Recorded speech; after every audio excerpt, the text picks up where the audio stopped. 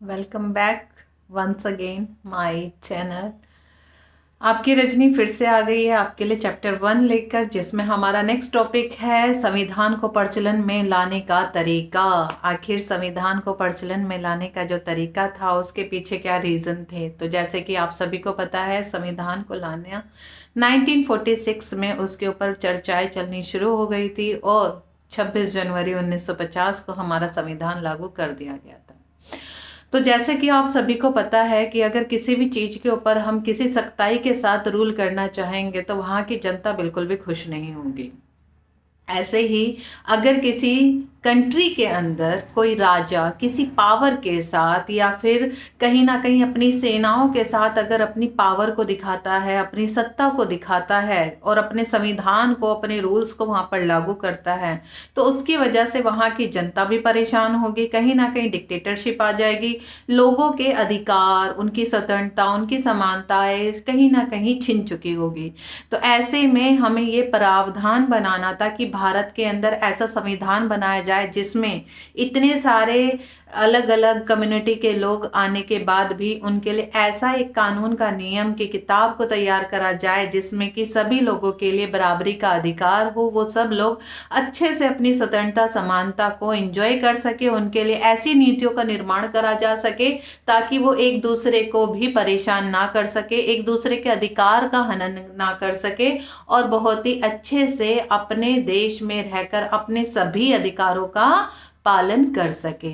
तो इसलिए भारत का जो संविधान बनाया गया, उस संविधान के अंदर बहुत सारे प्रावधान इस तरह से रखे गए थे कि सभी जितने हमारे समुदाय के लोग हैं, चाहे वो हिंदू, मुस्लिम, सिख, ईसाई, किसी भी समुदाय से बिलोंग करते हो, उन सभी को बराबरी का अधिकार मिले बिना किसी भेदभाव के साथ। तो ये था हमारा संविधान को प्रचलन में लाने का जो मेन तरीका था, जो प्रावधान था, वो इस तरह से हमारे संविधान में लाया गया। इसीलिए भारत का संविधान आज तक टिका हुआ है, क्योंकि इसमें सभी के बारे में समान रूप से देखा गया, समझा गया और उसके बाद नियम को बनाया गया, गढ़ा गया और राज्यों का निर्माण करा गया। जबकि अगर हम इसी तरीके से इराक,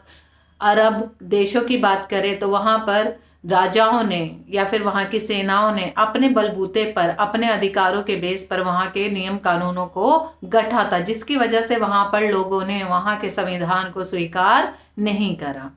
अब हमारा नेक्स्ट टॉपिक आता है संविधान के मौलिक प्रावधान क्या है। तो संविधान के मौलिक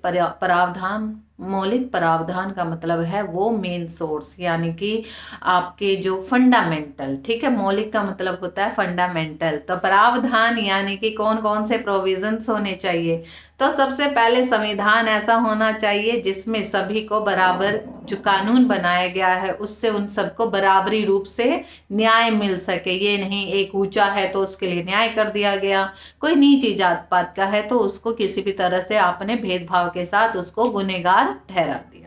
तो हमारा प्रावधान ऐसा होना चाहिए जो कि मौलिक रूप से सही साबित हो, जिसके अंदर सभी लोगों के बारे में, अल्पसंख्यकों के बारे में, यानी कि जो पिछड़े लोग हैं उन सभी के बारे में इस तरह की नीतियां, इस तरह के सिद्धांतों को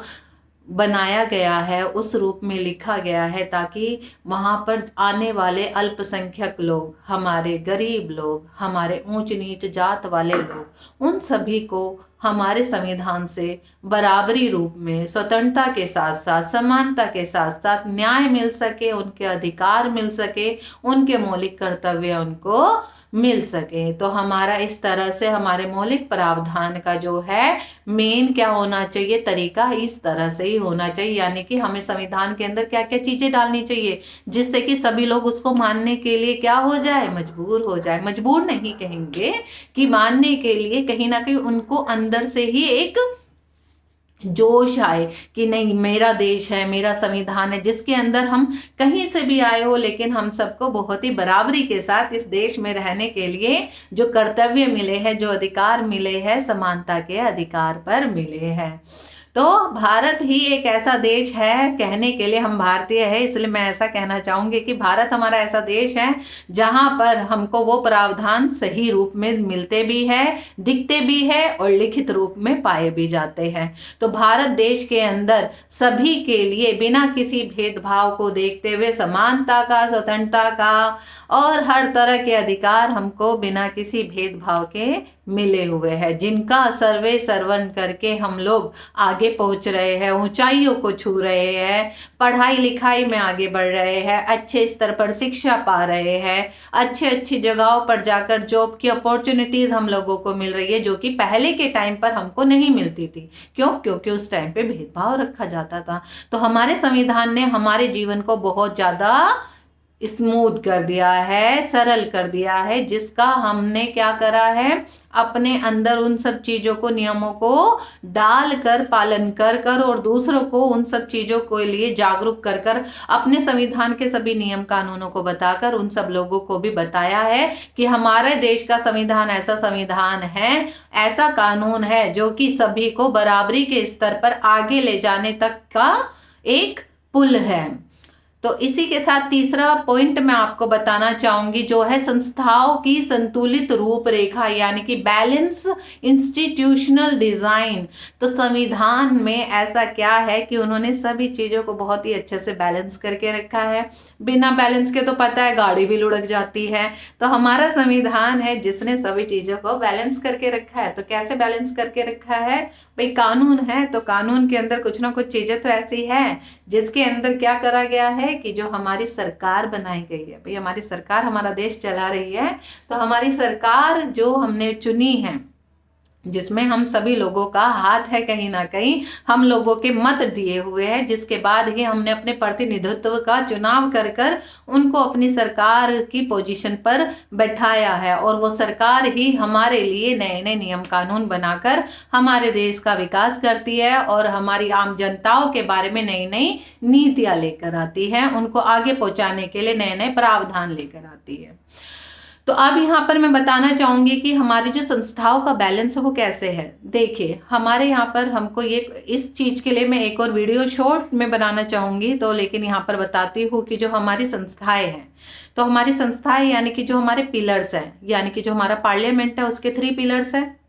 कार्यपालिका, न्यायपालिका और विधान पालिका। ठीक है। तो अब जो हमारा हॉरिजेंटल और वर्टिकल, ये आपने 9th और 10th क्लास में पढ़ा हुआ होगा, हॉरिजेंटल एंड वर्टिकल पावर्स के बारे में। तो हमारे जो बैलेंस है, यानी कि जो समन्वय, जो संतुलन बनाया हुआ है हमारे संविधान ने, वो कैसे बनाया है कि भाई हमारी सरकार क्या करती है, सबसे पहले एग्जीक्यूटिव, लेजिस्लेचर, सबसे पहले लेजिस्लेचर आता है जो कि कानूनों को बनाता है, उसके बाद एग्जीक्यूटिव आता है जो कि उसको लागू करता है, उसके बाद जुडिशरी आता है जो वहां पर हमको न्याय दिलाने का काम करता है। तो ये एक हो गया हॉरिजॉन्टल रो में, यानी कि 1 step, 2nd step and 3rd step. तो यहाँ पर जब हमारे इस तरह से स्टेप चलते हैं तो इसकी वजह से क्या होता है कि लेजिस्लेचर जो है हमें क्या दे रही है, कानून बना के दे रही है, और एग्जीक्यूटिव का काम क्या है, उन सब कानूनों को इम्प्लीमेंट करवाने का काम है। ठीक है। और जुडिशरी का काम क्या है, जुडिशरी का काम है जब चीजें इम्प्लीमेंट हो जाती है और जहां पर हर्डल्स आती है, जहां पर प्रॉब्लम्स आती है, वहां पर उनको सॉर्ट आउट करना,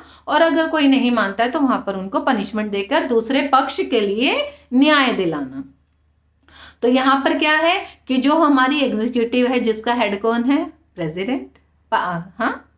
कौन है, नहीं जानते? तो जैसे कि हमारे प्रेसिडेंट हुए, हमारे पीएम हुए, तो हमारे यहाँ पर उनका काम है इन सब चीज़ों को, पॉलिसीज को आगे लेकर जाना। तो यहाँ पर जो हमारा लेजिस्लेचर है वो क्या कर सकता है, एक दूसरे की पावर्स यहाँ पर डिस्ट्रीब्यूट कर दी गई है। लेजिस्लेचर की शक्तियाँ अलग है कि आप लोग अलग से अपने कानून बनाने का काम कीजिए, एग्जीक्यूटिव की शक्तियाँ अलग कर दी गई है कि भाई आपका काम क्या है, इस तरह के नियम कानूनों को जो बनकर आया उनको इम्प्लीमेंट करवाना है। जुडिशरी की शक्तियाँ अलग कर दी गई है, आपका काम क्या है, आपकी शक्तियाँ क्या है, सभी लोगों को न्याय दिलाना बिना किसी भेदभाव के। तो यहाँ पर सभी की पावर्स को डिवाइड कर दिया गया है, किसी एक के पास पावर नहीं है जो कि उस पावर का मिसयूज करके जनता को परेशान कर सके या फिर अपने आप का रोल सबसे इंपॉर्टेंट जाहिर कर सके। तो हमारे यहाँ पर जो संविधान में सभी की पावर्स को, सभी हमारे जो प्रधानमंत्री है, जो हमारे प्रेसिडेंट है, राष्ट्रपति है, इन सभी की पावर्स को कहीं ना कहीं डिवाइड करा गया है।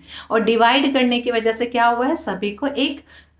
एक तरह का जो है बैलेंस मिला है, जिस बैलेंस की वजह से किसी के भी ऊपर एक के ऊपर एक स्टेप नहीं आता है और चीजें जो है बहुत ही स्मूथली चलती है। ठीक है,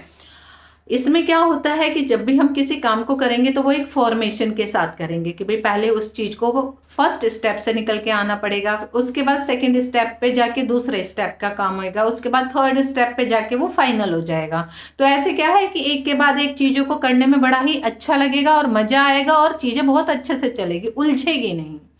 और जब किसी एक के पास ही सारी पावर आ जाएगी, भाई कानून भी वही बना रहा है, लागू भी वही कर रहा है, न्याय भी वही दे रहा है, तो ऐसे में भाई कितना इंटेलिजेंट हो गया कोई कि भाई एक ही चीज, एक ही मतलब 3-4 चीजें जो है एक ही बंदा कर लेगा। तो ऐसे में किसी के पास ना तो इतनी बुद्धि है, ना ही इतना दिमाग और चालाकी से वो चला सकते हैं।